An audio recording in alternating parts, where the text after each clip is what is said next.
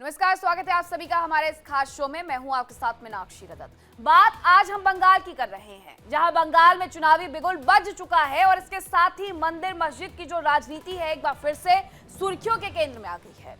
सियासी बहसों के बीच में बंगाल के सॉल्ट लेक में एक नई पोस्टर पॉलिटिक्स जो है वो शुरू हो गई है। चुनावी माहौल भी गर्मा गया है। सॉल्ट लेक के सिटी सेंटर, करुणामयी और विधाननगर के कई ऐसे इलाके हैं जहां लोगों ने पोस्टर देखे हैं जिनमें पूर्वी कोलकाता में अयोध्या शैली का एक विशाल राम मंदिर परिसर बनाने का जो प्लान है वो किया गया है। इसकी घोषणा की गई है उस पोस्टर के माध्यम से। और ये सिर्फ मंदिर तक सीमित नहीं है, पोस्टर्स में और भी बहुत सारी चीजों के बारे में लिखा गया है।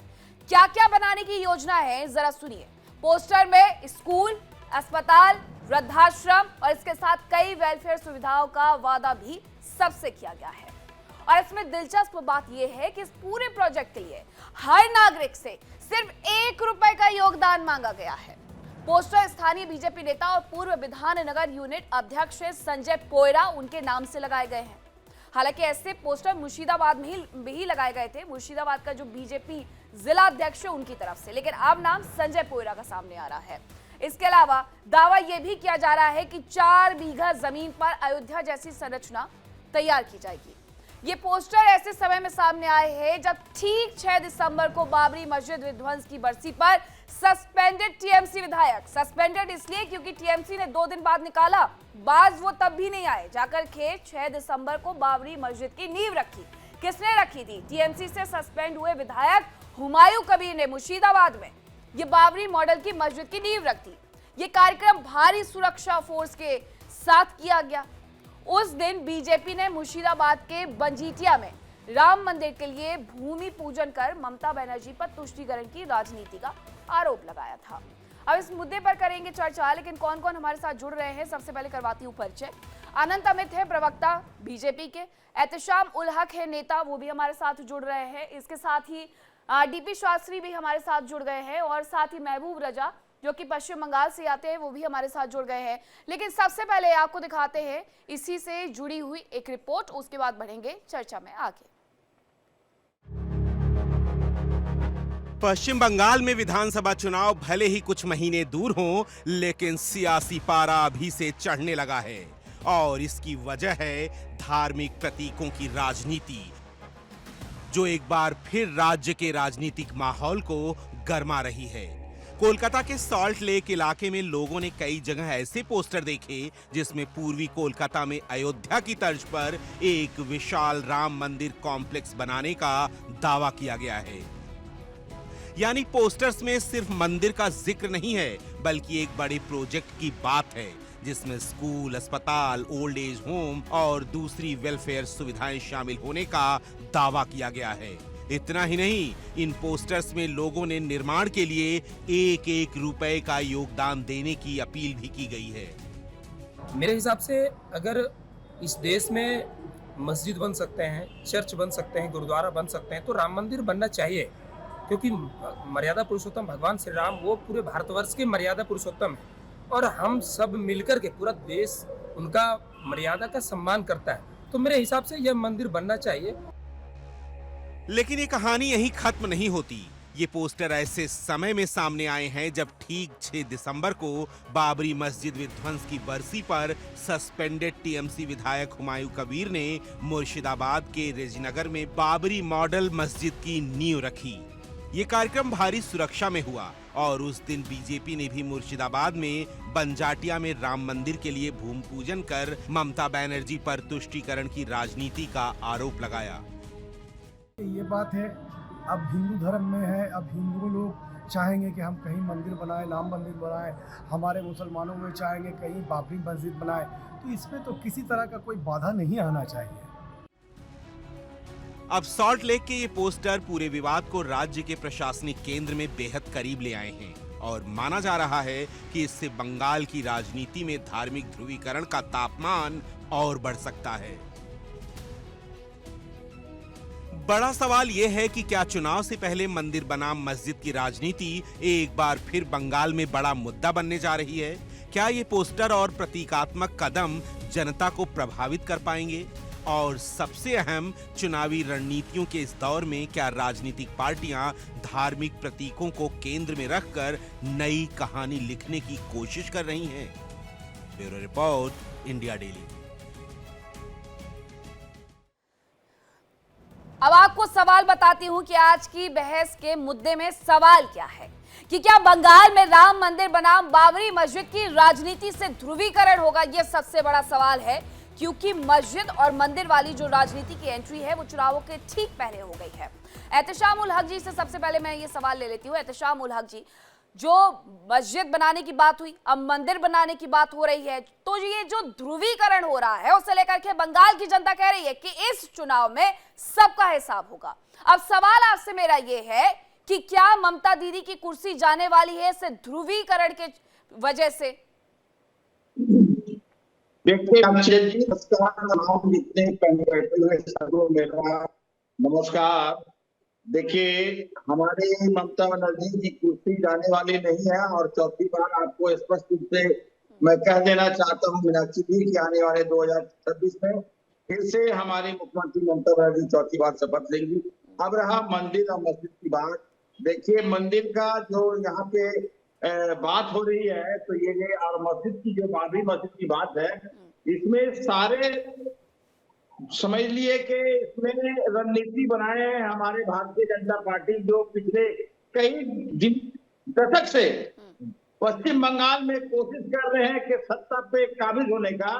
लेकिन मैं यहाँ की सेकुलर जनता को सैल्यूट करता हूँ, नमस्कार करता हूँ कि भारतीय जनता पार्टी जैसी पार्टी को यहाँ कहिए कि वो किसी भी तरह का समझिए सपोर्ट नहीं दे रहे हैं, इसलिए कि पश्चिमांचल की जनता सेकुलर जनता है। और मैं कहूंगा कि बाबरी मस्जिद और मंदिर और गिरजा और तमाम जितने धार्मिक स्थल है, तमाम जो बनना चाहिए, हमें आपत्ति नहीं है।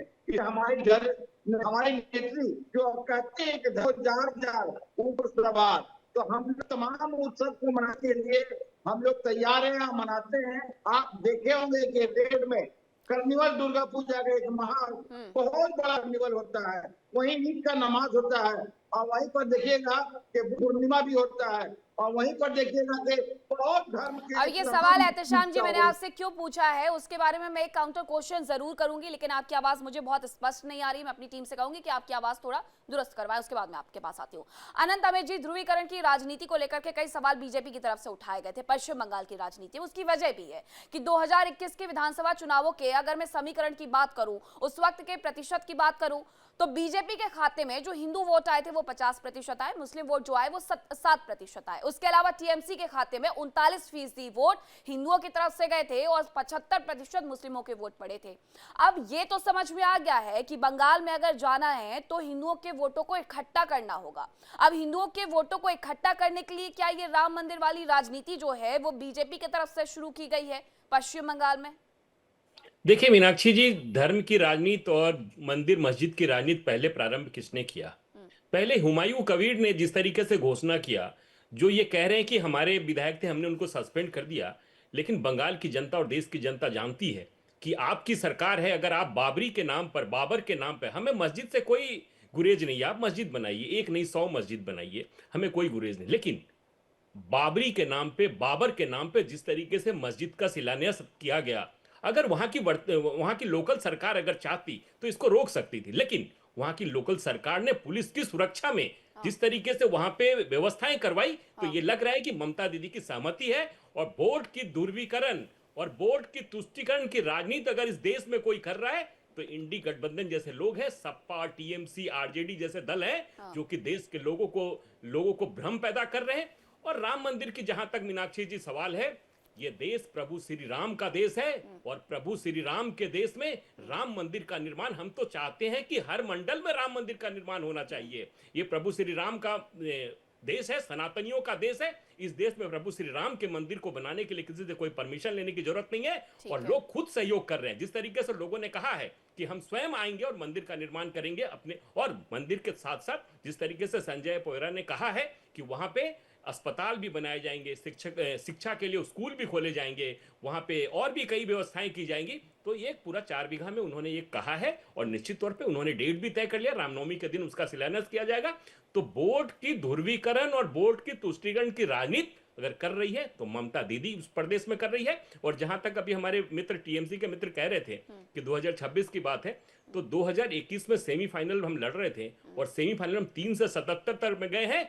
26 में हमारा संकल्प है कि भारतीय जनता पार्टी की पश्चिम बंगाल में सरकार बनने जा रही है, वहां की जनता ने यह तय कर लिया है। जी मीनाक्षी जी। ठीक है, महबूब रजा जी को जरा स्क्रीन पर लाइएगा। महबूब रजा जी, दीदी की तरफ से कहा जाता है बंगाल नॉय, लेकिन अब ये तो बंगाल जो है उत्तर प्रदेश नॉय, ये उनकी तरफ से कहा गया था ना, ये उत्तर प्रदेश नॉय, लेकिन उत्तर प्रदेश वाली राजनीति जरूर वहां पर शुरू हो गई है कि राम मंदिर भी बन रहा है। और अब देखिए जरा, दीदी की भी यही जो नीति है वो आगे बढ़ रही है मंदिर वाली। उनकी तरफ से जगन्नाथ जी का मंदिर बनवाया जाता है, फिर उसके बाद महादेव जी के मंदिर के लिए भी उनकी तरफ से कहा जाता है कि हम बनाएंगे, उसकी आधारशिला भी हम रखेंगे सिलीगुड़ी में। तो अब बंगाल भी उत्तर प्रदेश बनने की राह पर आगे बढ़ गया है और ममता दीदी ये समझ गई हैं कि अगर हिंदू वोटर से चिपक के रहना है तो मंदिर का हम किसी भी तरीके से बायकॉट नहीं कर सकते हैं। बहुत बेहतर सवाल है। देखिए, मंदिर बनाया जा रहा है, संजय कोयरा जी बना रहे हैं और उन्होंने अनाउंसमेंट करते हैं, बीजेपी के लीडर है, तो कोई बात नहीं, मंदिर बना, किसने मना किया? कोई मना नहीं करने जा रहा, मगर मंदिर के नाम पे राजनीतिक नहीं होनी चाहिए, मंदिर के नाम पे सियासत नहीं होनी चाहिए, मंदिर के नाम पे लोग वोट ना माने। आप जानते हैं इलेक्शन कमीशन का कहना है, सुप्रीम कोर्ट का कहना, कोई भी शख्स धर्म के नाम पे वोट नहीं माने, मगर आजकल क्या हो रहा है, लोग धर्म के नाम पे ही वोट मांग रहे, ये बिल्कुल गलत हो जाएगा। अगर राजनेता है तो आप पॉलिसी लेके आइए, मैनिफेस्टो तैयार कीजिए, मैनिफेस्टो जब तैयार करते, अगर जनता आपको मौका देती है तो उस पर अमल दरामद भी कीजिए, मगर मैनिफेस्टो सिर्फ इलेक्शन के टाइम में ही वो समझिए दिखाया जाता है, बताया जाता है, इलेक्शन 5 साल तक उसके बाद फिर बातचीत नहीं होती, हम भी नहीं करते, आप भी नहीं करते, कोई भी नहीं करता कि मैनिफेस्टो के ऊपर कितना अमल हुआ नहीं हुआ, कुछ भी नहीं होता। मगर बंगाल हमेशा से शांति की सरजमीन रही है, अमन की जमीन रही है। यहाँ धर्म के नाम पर अगर चाहेंगे दंगा फैलाना, फसाद फैलाना, तो ये समझिए बंगाल में नहीं होने वाला। ये बंगाल में रविंद्रनाथ टैगोर जी हो गए और विद्यासागर जी हो गए, राजा राम मोहन राय, तो मौलाना अबुल कलाम आजाद, इस तरीके से इंटेलेक्चुअल बुद्धिजीवी धर्म के स्कॉलर्स पैदा हुए हैं। तो ये जमीन एक अलग तरीके की बनी हुई है। राम मंदिर बना लीजिए या बाबरी मस्जिद बना लीजिए, कोई फर्क नहीं पड़ता है। जनता को जहां वोट देना है वो लोग अपने एतबार से वोट देंगे और वोट को भी देने की कोशिश करेंगे। आप यहां बात है ममता बनर्जी साहिबा का, तो ममता बनर्जी साहिबा ने हिंदू समाज के लिए धार्मिक इतना काम किया है कि पूरे हिंदुस्तान का कोई चीफ मिनिस्टर नहीं किया। आप जानते हैं 250 से 300 करोड़ की दीघा में मंदिर बनवाई, प्लस 500 करोड़ रुपया हर साल पूजा पंडाल को देती है, 8,000 ज्यादा जो 1,10,000 करके वो हो गया, कार्निवल करती है। दूसरी बात आपने भी बताया कि वो दार्जिलिंग में महाकाल बाबरी मस्जिद की बनाने की जरूरत रजा साहब कहां से आ गई? काली घाट में तो रजा साहब, ये बाबरी मस्जिद बाबर का नाम लेकर आने की जरूरत क्यों पड़ गई ममता दीदी को? तो ये जितने जो सारे काम है ना वो धर्म के लिए किया गया। कोई बात नहीं करे, कोई बात नहीं, हम लोगों को कोई आपत्ति नहीं है, मगर बंगाल में आप चाहिए कि धर्म के नाम पर वोट लेकर के चीफ मिनिस्टर बन जाएंगे, सरकार लेके आ जाएंगे 26 में, तो बीजेपी का ये सपना सिर्फ सपना ही रह जाएगा। ये मुमकिन तो नहीं है बंगाल में। महबूब रजा जी, महबूब रजा जी, राम मंदिर बनाने के लिए हमें आपसे या आपके जैसे स्कॉलर से पूछने की जरूरत नहीं है। जैसा कि खड़गपुर में महबूब रजा जी सुनिए, राम मंदिर बनाने के लिए आपके जैसे स्कॉलर से और आपके जैसे धर्म की बात करने वाले लोगों की जरूरत नहीं है हिंदुस्तान में किसी को। राम मंदिर बनाना हमारा अधिकार है। प्रभु श्री राम इस देश के संस्कार है, इस देश का संस्कृति है, इस देश की पहचान है, और अपने देश के पहचान के प्रभु श्री राम के मंदिर को बनाने के लिए आपके ज्ञान की जरूरत नहीं है, ना आपके धन की जरूरत है। लोग स्वयं जाएंगे और बनाएंगे देखिएगा। आप कह रहे हैं अरे आपके प्रदेश में राजनीति कौन कर रहा था? अगर ममता दीदी को इतना ही अगर ये वो क्यों मस्जिद बनाने के लिए आई? बाबरी के नाम पर क्यों मस्जिद बनाने के लिए तैयार हो गई? इस देश में हमने पहले भी कहा है कि बाबर डाबर गाबर कोई दूर तक नहीं, ममता बनर्जी के मामले में नहीं चलेगा, और हमने कहा है कि मामले में ममता बनर्जी सरकार बनेगी, और जहां पे हुमायूं कबीर ने एक ईंट का टुकड़ा बंगाल के बाहर होगा, बंगाल की खाड़ी में होगा, समाज को भी एक रखा है, एक टुकड़ा, दलित को भी बाबरी रखा है, मस्जिद का टुकड़ा, पिछड़ों को ईंट भी का रखा टुकड़ा है, बंगाल की महिलाओं खाड़ी को भी में रखा देखने है। को मिलेगा महिला 26 तो से। एकजुट होकर के इसका ममता मतलब बनर्जी ये। को वोट दे रही है। और तो ऐसी आपको सूरत में आप बीजेपी तो कहीं पर भी नहीं टालेगा। बंगाल में बीजेपी को किसने बोलिए शुरू तो किया आप ब्लूप्रिंट धर्म ठीक आगे? करने के लिए आप किसने कहा बाबरी जब मस्जिद मंदिर के बनाने नाम पे के आप लिए? चाहिएगा हमने वोट तो ले शुरू लेना, नहीं किया। तो वो और मुमकिन यदि नहीं है कोई बंगाल व्यक्ति में, आ वो रहा है, हमारा एकदम मुमकिन कार्यकर्ता नहीं है है। और राम मंदिर यहाँ बनाने का की बात विकास कर के रहा है, नाम पर वोट वो होगा, पूरा प्रदेश तरक्की के स्वागत नाम कर पर रहा है वोट ना। अरे होगा, महबूब रजा जी, डेवलपमेंट के नाम पर वोट होगा। महबूब रजा जी, विकास के नाम पर वोट होगा जी। तो बाबरी मस्जिद की बात ही क्यों आई? और बाबरी मस्जिद की बात आई तो एक्शन क्या लिया गया? एक्शन ये लिया गया कि बाहर का रास्ता दिखाया गया, 2 दिन बाद मस्जिद की नींव रखी जाती है और उसके लिए बाकायदा पुलिसकर्मियों को भी लगाया जाता है। अब कौन ये हिंदू मुस्लिम की राजनीति वहां पर करने आया, मंदिर मस्जिद की राजनीति करने आया? वो टीएमसी का ही एक विधायक था। ठीक है, बाहर का रास्ता दिखा दिया। मैं आपके पास आऊंगी, काउंटर क्वेश्चन भी लूंगी, लेकिन मुफ्ती साहब भी हमारे साथ जुड़ गए हैं, मुफ्ती शमून कासमी हमारे साथ जुड़ गए हैं। मुफ्ती साहब, ठीक है, महबूब रजा जी, मैं सवाल लूंगी। मैं जरा पूरे पैनल को पहले इन्वॉल्व कर लूं इस डिबेट में, उसके बाद मैं आपको मौका और भी दूंगी। अभी मुफ्ती साहब, मेरा सवाल ये है कि अगर बात पश्चिम बंगाल की जाए, जरा हमने आंकड़े बनाए थे, वो जरा आंकड़े दिखाइएगा कि देश में और साथ ही पश्चिम बंगाल में जो मुस्लिमों की आबादी है वो किस तरीके से बढ़ी है। वो आंकड़े एक बार जरा स्क्रीन पर लाइएगा कि 2011 की जो जनगणना है वो कहती है कि देश में मुस्लिम आबादी 0.8% बढ़ी है। यही हिंदुओं की आबादी की बात की जाए तो ये आबादी अलग है।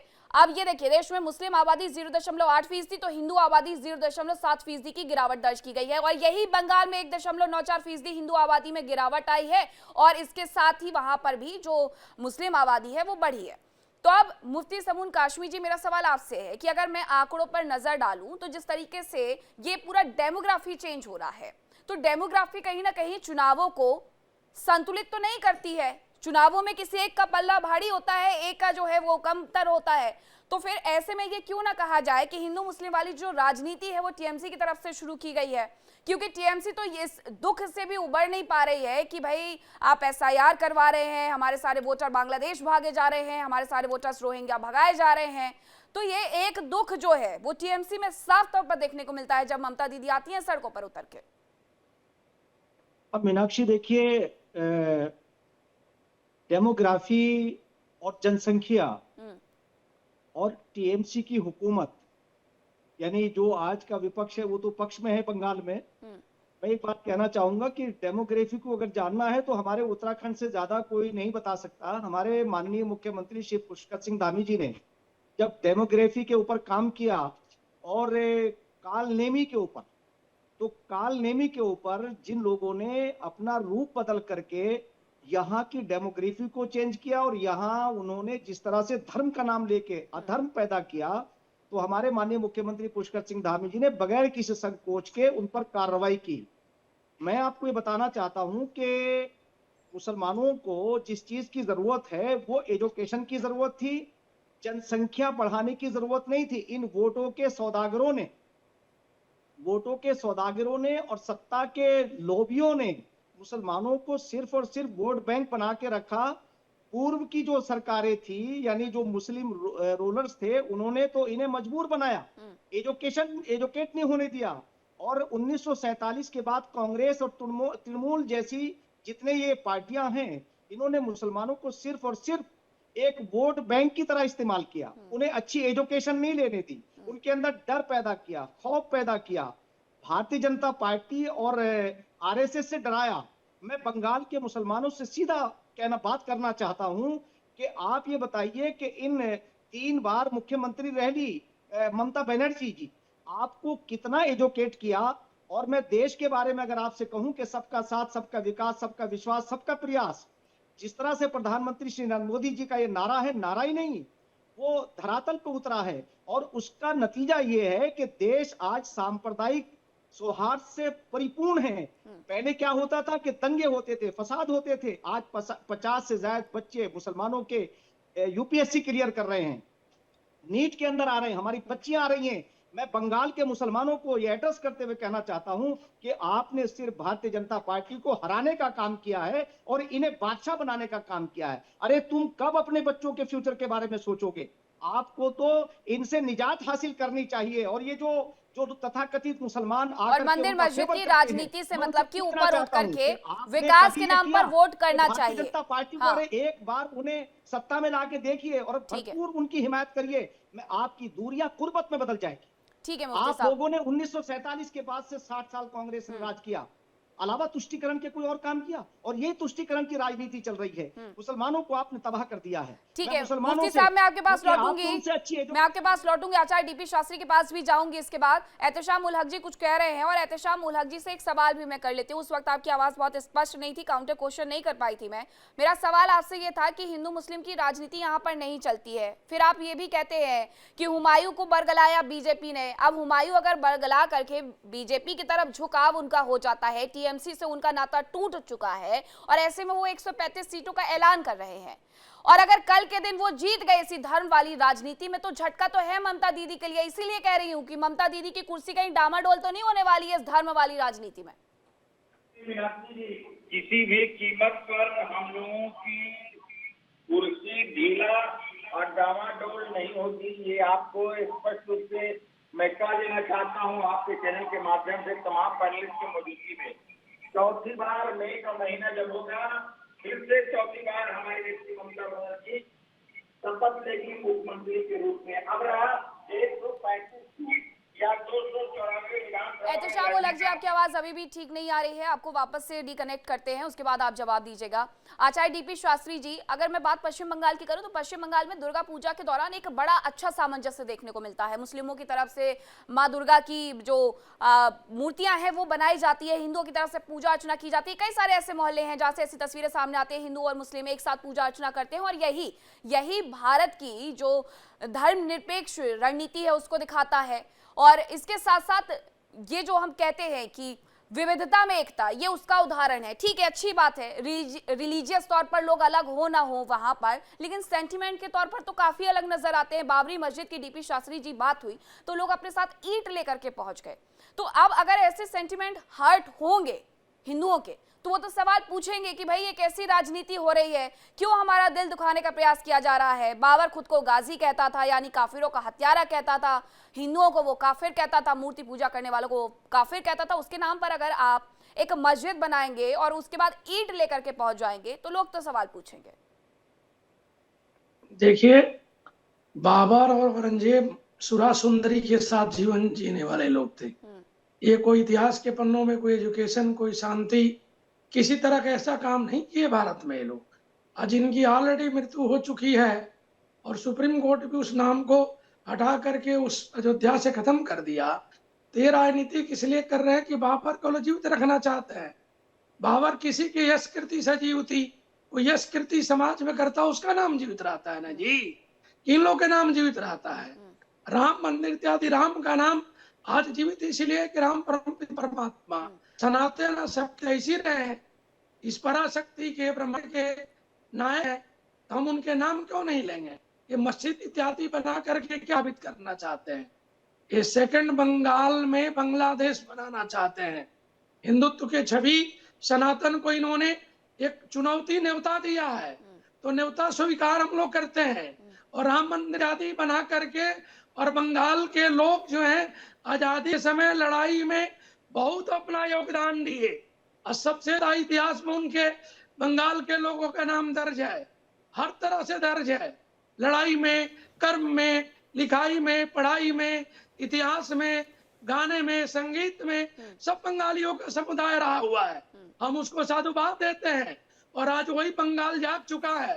राम मंदिर भी बनेगा और सरकार भी बनेगी और बीजेपी की अपना मकसद भी पूरा होगा। और ये लोग जो है ना, राम को लूटने वाले, आज कई कंट्री में कटोरा लेके घूम रहे हैं और भारत में भी कटोरा लेके घूमेंगे।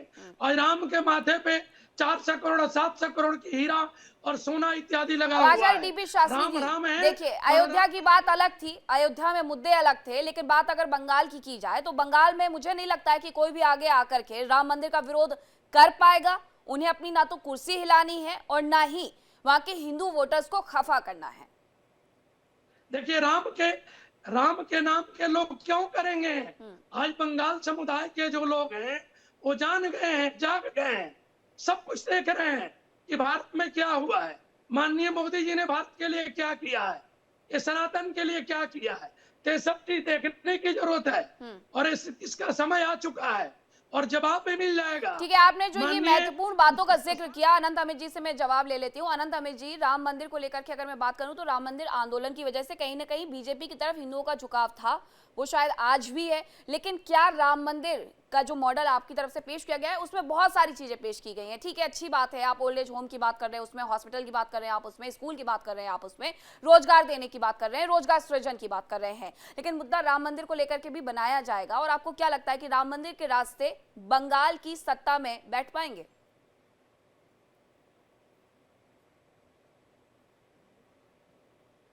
अनंत अमित जी, अनम्यूट करिए। जी मीनाक्षी जी, जी, भारतीय जनता पार्टी की आधारशिला रखी गई, भारतीय जनता पार्टी का निर्माण हुआ तो उसका पहला एजेंडा था कि देश में प्रभु श्री राम मंदिर का निर्माण हमारा संकल्प था, हमारे मैनिफेस्टो में था। हमने लोगों को देश और दुनिया में बताया कि हमारे देश का संस्कार, हमारे देश का विचार, हमारा देश का अस्तित्व जो है प्रभु श्री राम में बसता है, और उनके मंदिर का निर्माण हमारा संकल्प है, पार्टी का मैनिफेस्टो में था। और पार्टी ने सुप्रीम कोर्ट के माध्यम से, यही लोग जो आज राम मंदिर की बात कर रहे हैं, राम के अस्तित्व पे प्रश्न चिन्ह उठाने का बात, उनको काल्पनिक करने की बात कौन कर रहा था? सुप्रीम कोर्ट तक में एफिडेविट देने का काम किसने किया? इंडी गठबंधन ने, कांग्रेस ने किया। कांग्रेस तो सुप्रीम कोर्ट में कहा कि राम कोई व्यक्ति नहीं हो, काल्पनिक है। लेकिन जब राम मंदिर का निर्माण सुप्रीम कोर्ट के आदेश से हुआ तो भारतीय जनता पार्टी का एक एक कार्यकर्ता, और इसी बाबरी मस्जिद को बनाने के लिए जवाहरलाल नेहरू ने, अभी माननीय श्री राजनाथ सिंह ने कहा कि बाबरी मस्जिद को बनाने के लिए सरकार ही पैसा का उपयोग किया करने वाली थी सरकार, लेकिन तिलक साहब ने उसको रोक दिया। लेकिन आज एक एक शास्त्री जी आपके पास आऊंगी। राम मंदिर का निर्माण हुआ है, और हम तो चाहते हैं कि प्रभु श्री राम का मंदिर देश के हर जिला में बने, हर मंडल में बने, हर प्रखंड में बने, ये देश की जनता भी चाहती है। लेकिन अभी महबूब रजा जी कह रहे थे, ज्ञान दे रहे थे, स्कॉलर हैं, अरे साहब, इस देश में भारतीय जनता पार्टी ने कभी धर्म की राजनीति नहीं की। आज धर्म की राजनीति पश्चिम बंगाल में कौन कर रहा है? ममता जी सिर्फ तुष्टीकरण की राजनीति और रोहिंग्या और नकली मुसलमानों के तरह, बांग्लादेशी मुसलमानों के मार्फत वो चुनाव जीतना चाहती है। हम हिंदुस्तान के मुसलमानों का सम्मान करती है हमारी पार्टी, लेकिन आप गैर मुस्लिम जो बांग्लादेशी रोहिंग्या मुसलमान आ गए हैं, नकली मुसलमान इस देश में बस गए। इस देश का मुसलमान भी नहीं चाहता है कि रोहिंग्या और बांग्लादेशी मुसलमान इस देश में वोट करें, और घुसपैठियों की भूमिका जो है, आज एक मीनाक्षी जी एक जगह है मॉडल टाउन, ये महबूब रजा साहब को पता होगा, मुस्लिम बहुल इलाका था, वहां पे लोग सड़कों पे पैदल नहीं चल पाते थे, लेकिन आज लोग वहां गाड़ियां से जा रहे, स्वतः ही लोग पलायन करके चले गए। और आज माननीय गृह मंत्री जी ने पार्लियामेंट के अंदर कहा कि 1150 किलोमीटर का बॉर्डर फेसिंग का जो एरिया था, लेकिन ममता जी ने 553 किलोमीटर का बॉर्डर फेसिंग के लिए आज तक अनुमति नहीं दी। यानी कि इनकी मंशा है कि घुसपैठियों को घुसाना है और अपने तरीके से यूज करना है, सिर्फ राजनीति करने के लिए, तुष्टीकरण की राजनीति करने के लिए, वोट की राजनीति करने के लिए। महबूब रजा जी से मैं जवाब भी ले लेती हूँ, जो थोड़ी देर पहले ये कह रहे थे कि यहाँ विकास की राजनीति होती है, धर्म की राजनीति नहीं होती है, लेकिन ऐसा नजर नहीं आता है। नहीं, आपका कहना दुरुस्त है, मगर 26 का इलेक्शन धर्म के नाम पे तो जरूर होगा, धर्म के नाम पे जरूर होगा, इसमें तो तय बात है, धर्म की एंट्री हो चुकी है ना। मगर अभी जो सॉल्ट लेक में जो राम मंदिर का जो पोस्टर लगे, ये तो हुमायूं कबीर का बाबर के नाम पे मस्जिद बनाने की शिलान्यास किसने रखा? 2 सेकंड सुनिए ना, बाबर के नाम पे मस्जिद कौन बना रहा है? 10 सेकंड 30 सेकंड दीजिए तो सुन तो लीजिए वो कह क्या रहे हैं, उसके बाद आप काउंटर कर लीजिएगा।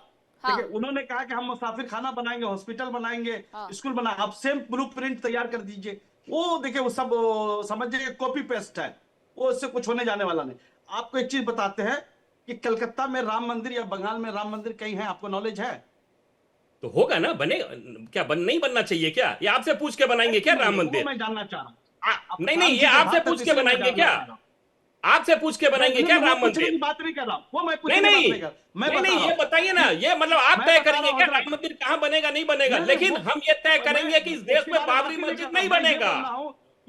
महबूब रजा जी, ये हम तय करेंगे कि इस देश में बाबरी मस्जिद नहीं बनेगा। मस्जिद बनेगा, लेकिन बाबर डाबर गाबर के नाम पे मस्जिद नहीं बनेगा, ये हम तय करेंगे, इस देश की जनता तय करेगी। अरे मैं तो स्टार्टिंग बोलते, आप जरूर बनाइए, किसने बना? अरे मगर पॉलिटिकल आप ये बताइए महबूब रजा जी, आपको मस्जिद बनाना है, आप महबूब रजा के नाम पे मस्जिद बनाइए ना, ये बाबर के नाम पे मस्जिद क्यों बना रहे? बनाने दीजिए ना, तो फिर मजा आएगा, वो सबके लिए होगा। पॉलिटिकल आदमी जब मंदिर मस्जिद बनाने लगता है ना, तो दूसरा इस्तेमाल होता है, वो धर्म का इस्तेमाल नहीं होता, वो अलग तरीके का होता है। महबूब रजा जी, यही तो महबूब रजा जी समझाया जा रहा था। महबूब रजा जी यही तो समझाया जा रहा था कि अगर हुमायूं कबीर कहते हैं बाबरी मस्जिद बनाएंगे, तो एक नेता अगर बाबरी मस्जिद बनाने की बात कहे, एक विधायक अगर बाबरी मस्जिद बनाने की बात कहे, तो फिर उसका उपयोग किस तरीके से होता है, ये आपने खुद जवाब दे दिया। बिल्कुल, मैं तो पहले भी बोल चुका, सियासी बेनिफिट के लिए करते हैं ये लोग। भाई एक राजनेता अगर मस्जिद बनाता है या मंदिर बनाता है या इस किस्म के कोई भी पूजा की चीजें करते हैं, तो समझिए सियासी बेनिफिट लेने के लिए। मगर वहीं पर एक आम आदमी अगर मंदिर बनाता है या मस्जिद, तो वो आस्था के बिना पे बनाता, वो अकीदे के बिना पे बनाता, उसका उनके साथ जो एक आस्था रहती है, एक उम्मीद रहती है कि हम भगवान जी का राम मंदिर बना रहे हैं तो हमारा ये होगा, पुण्य का काम कर रहे हैं, नेक काम कर रहे हैं, अच्छा काम कर रहे हैं, उनकी एक अलग सोच और फिक्र होती है। मगर एक राजनेता जो बनाता तो सिर्फ फुल्ली पॉलिटिक्स होती है और कुछ नहीं, राजनीति होती है, उनका आस्था भी सेकेंडरी होता है। वो चाहते हैं कि कितना बेनिफिट ले पाएंगे, कितना वोटों को कन्वर्ट कर पाएंगे, कितना लोग देखने पाएंगे, अपना बड़ा बड़ा पोस्टर लगा देंगे, भगवान जी का पोस्टर छोटा कर देते हैं, बड़ी बड़ी जो अपना सब। चलिए आपके जवाब में ही मेरे सवालों का जो आपने जवाब दिया है, मेरे सवालों का जो आपने जवाब दिया है, वो पैनल में बैठा हुआ हर एक व्यक्ति समझ गया है कि 2026 के जब बंगाल के चुनाव होंगे तो ये मंदिर मस्जिद और हिंदू बना मुस्लिम के ही होने वाले हैं। ये जो पूरी एक सेटिंग है वो बैठा दी गई है। एहतेशाम उल हक जी हमारे साथ जुड़ गए हैं। एहतेशाम उल हक जी, रखिए अपनी बात, क्या कह रहे हैं आप? जी आवाज जा रही है मेरी मीनाक्षी जी? आप दुरुस्त है। सबसे पहले मैं हमारे जो मित्र अनंत अमित जी है, मैं इस बात का मैं बोलना चाहता हूं कि मैं भारतीय मुसलमान हूं। आप सम्मान करते हैं, बहुत अच्छी बात नेशनल टीवी चैनल पर कहें, मैं इसका आपके खैर मकदम स्वागत करता हूं। लेकिन आप भारतीय मुसलमान का सम्मान करते हैं, लेकिन भारत की सबसे बड़ी पार्टी भारतीय जनता पार्टी, जो कि अभी प्रेजेंट 2024 में 240 मेंबर ऑफ पार्लियामेंट उसमें इलेक्ट कर करके चुने गए, संसद जो हमारा सबसे बड़ा लोकतंत्र का मंदिर है वहां पहुंचे हैं। लेकिन आप जो भारतीय मुसलमान का सम्मान करते हैं, कम से कम 10 मुसलमान क्या एमपी है आपका? क्या मैं आपसे एक सवाल करना चाहता हूं।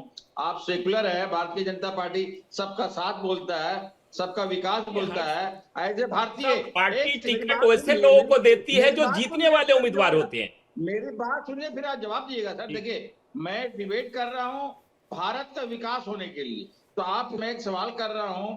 मैं भी सम्मान करता हूं हर जाति, हर वर्ग, हर समुदाय के लोगों को, लेकिन आप जो है मुसलमान के नाम पर 86% हिंदू भाइयों को बेवकूफ बनाने का काम कर रहे हैं। आप 10 एमपी अगर बोल दिए कि हाँ हमारे 10 एमपी मुसलमान हैं, तो ये सबका साथ वाली बात नहीं हुई, सबका साथ नहीं है। आप जो है मुसलमानों को दिखला करके हिंदू भाइयों को दिखलाते हैं कि नहीं मुसलमान आ जाएगा, मुसलमान आ जाएगा, मुसलमान आ जाएगा, लेकिन सबसे ज्यादा इसमें राजनीतिकरण हमारे हिंदू भाई का पॉकेट खाली हो रहा। हम अच्छा ठीक है हक साहब, अब आपका ज्ञान पूरा हो गया तो हमारा ज्ञान भी सुन लीजिए।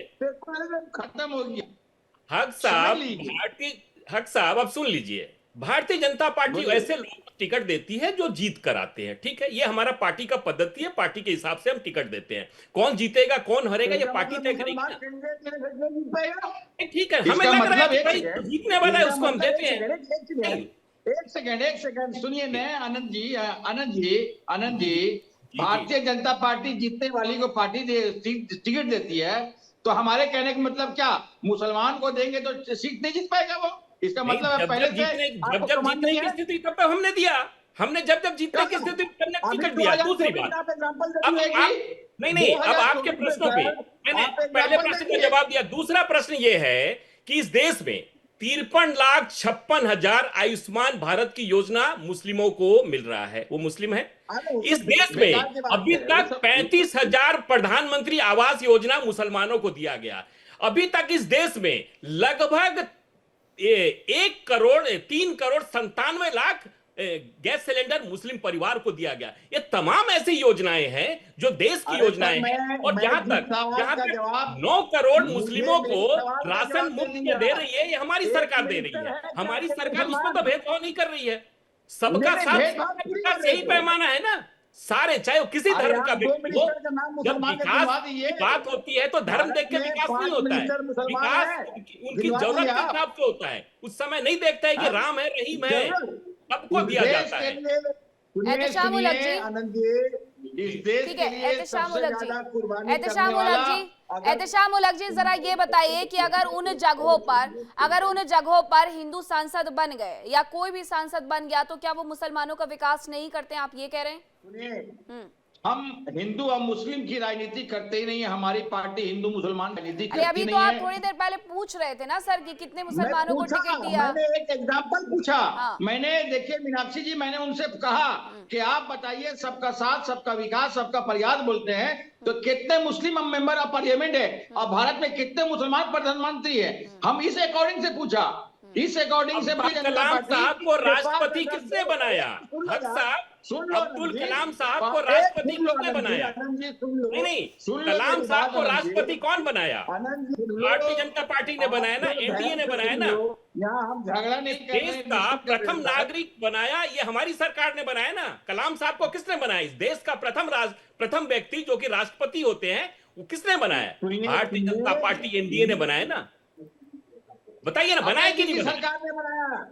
अरे तो हमारी मोदी जी की सरकार थी ना, ने अटल जी की बनाया, सरकार हमारी सरकार थी। अटल जी का बीजेपी और मोदी जी का बीजेपी फर्क है। अब अटल जी का हमारे भाजपा ने बनाया तो वो मोदी जी का माननीय बीजेपी फर्क श्रद्धेय है। अटल जी का नाम अटल ले रहे जी हैं। भारत के ऐसे अरे मतलब अटल जी सेकुलर भारतीय जनता प्रधानमंत्री, पार्टी के प्रधानमंत्री थे ना, देश के प्रधानमंत्री थे ना, भारतीय जनता पार्टी भारत के के नेता थे ना, अटल बिहारी एनडीए के वाजपेयी नेता जो थे ना। हमारे बीच में नहीं है, वो सेकुलर प्रधानमंत्री थे।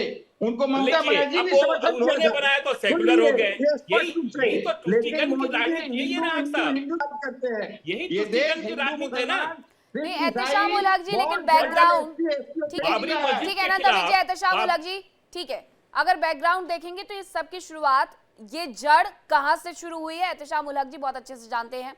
कुछ कह रहे हैं हमारे साथ महबूब रजा जो जुड़े हुए हैं आपसे, लेकिन पहले मैं एक सवाल भी पूछ लेती हूँ कि अगर बात इतनी हिंदू मुसलमान की होती है तो क्या, ये मुझे जरा आंकड़े बताइएगा, मुर्शिदाबाद की अगर हम बात करते हैं तो 60% से ज्यादा वहां पर मुसलमान है, तो वो भी तो एक समीकरण है। क्या वहां पर किसी हिंदू व्यक्ति को विधायक की कुर्सी के लिए टिकट दे दिया जाएगा? नहीं दिया जाएगा।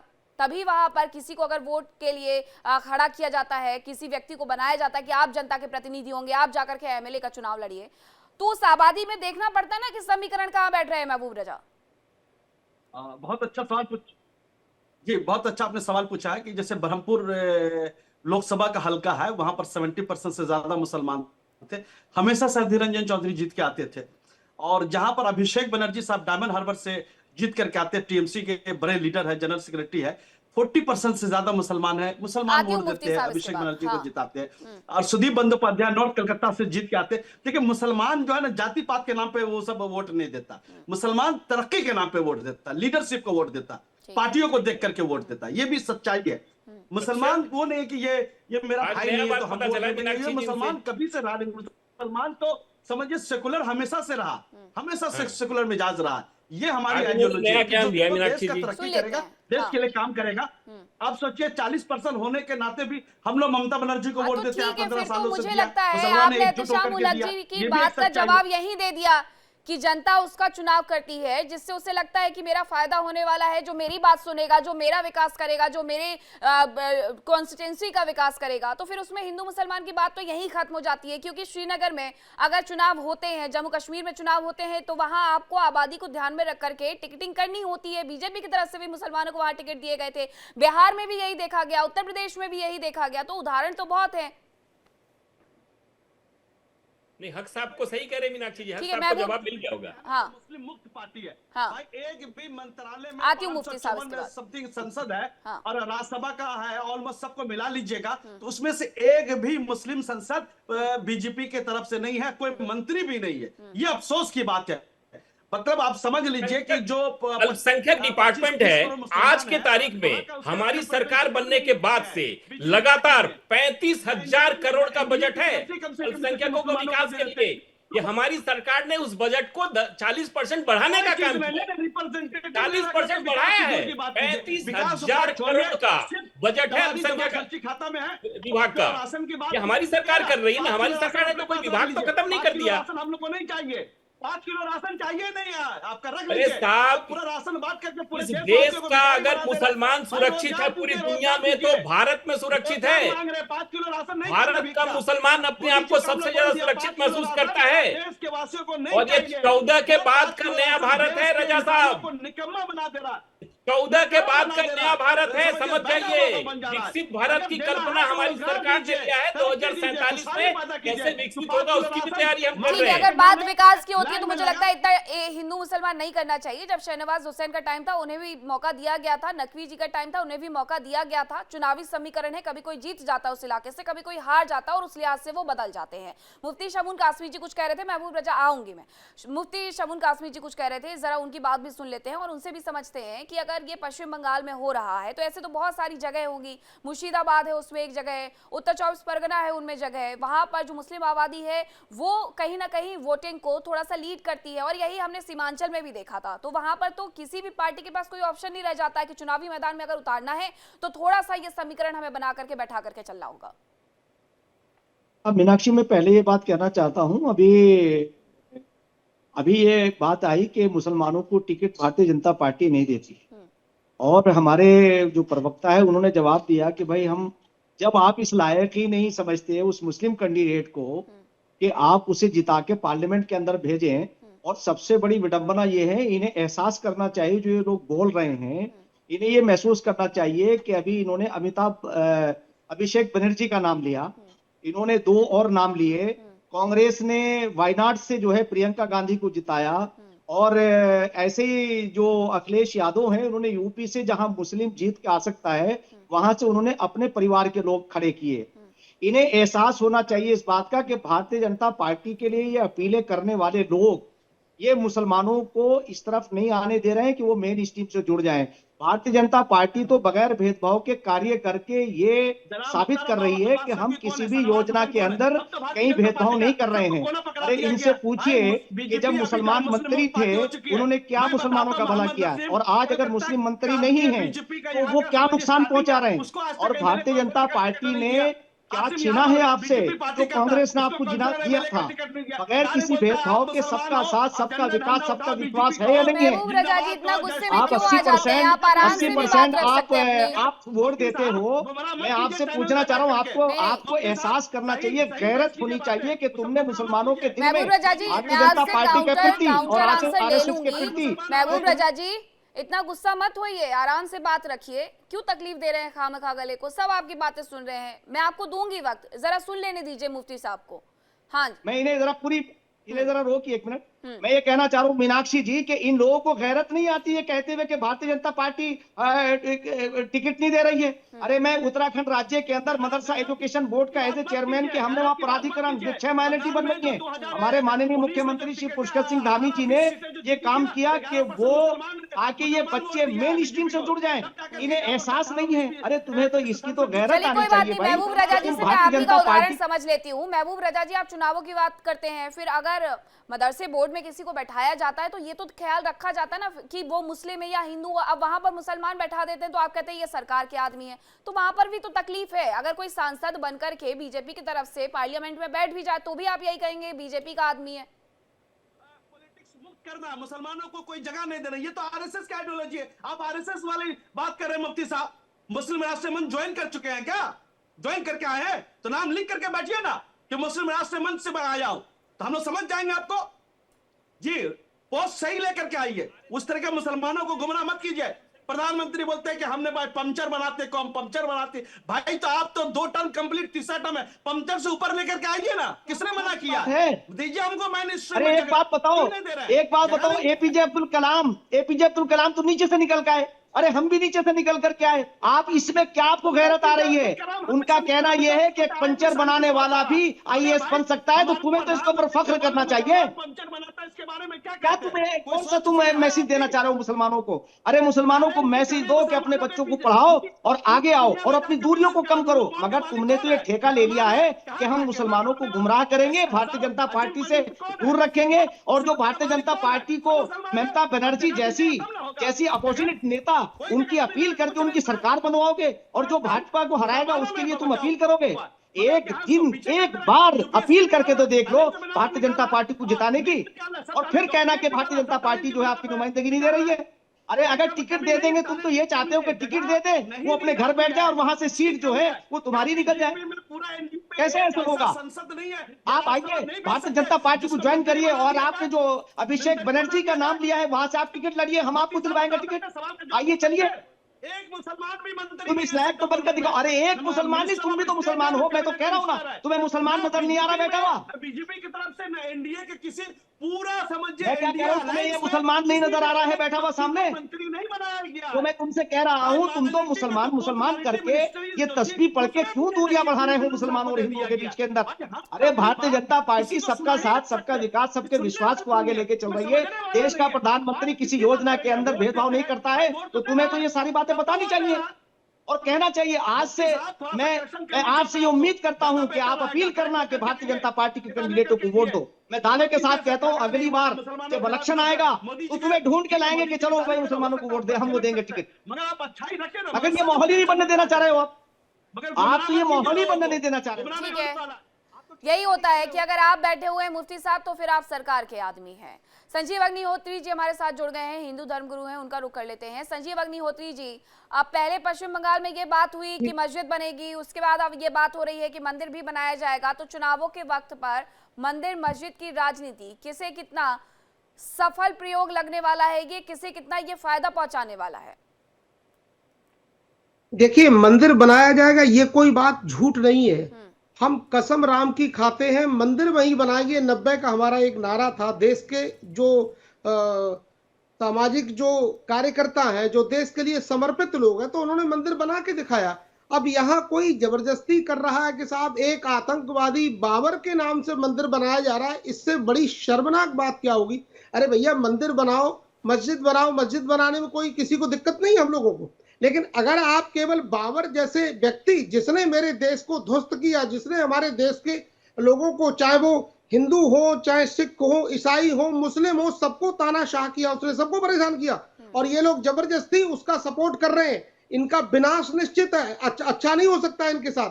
तो भैया, मस्जिद बनाने को किसी ने मना नहीं किया, हजारों बार मस्जिद भारत में बनी है, किसी ने रोका ना रोकेगा, ना हम लोगों की ऐसी फितरत है।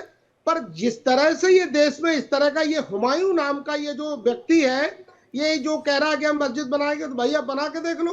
अब वो तो क्योंकि वहां पर एक अराजक सीएम का वहां पर राज्य है, इसलिए ऐसा कर सकते हो क्या? योगी आदित्यनाथ जी के आगे बना के कह सकते हो कि हम ऐसा करेंगे? आप उन्हें अराजक क्यों कह रहे हैं? वो मुख्यमंत्री हैं, एक सम्मानित पद होता है, अराजक कहना ठीक नहीं है, विचारधारा उनकी अलग हो सकती है। जो व्यक्ति, मीनाक्षी बहन, जो मुख्यमंत्री रोहिंग्याओं को बसा रहा है, जो देश में व्यतिक्रम कर रहा है, जो देश के खिलाफ बोल रहा है, जो संसद के खिलाफ बोल रहा है, अराजक कहना स्वाभाविक बात है।